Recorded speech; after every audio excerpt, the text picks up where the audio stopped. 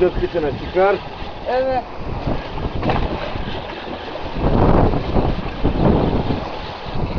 Evet, 23 Nisan Neşe 2013 doluyor insan. Alaçatı Batık Parkı ile izliyoruz. Gökhan kardeşimizi, sevgili ortacıların gururu Gökhan kardeşimiz çekiyor. Yavaş. Yavaş. Oo güzel. Yakışıklı Jimmy. At senin sigara. İşte bu be. Evet sana. Bana da. Güzel. Sonunda. Tebrik ediyorum. Benimkinden küçük. Şimdi bir de fotoğraf alalım. Mardalya'ya mı?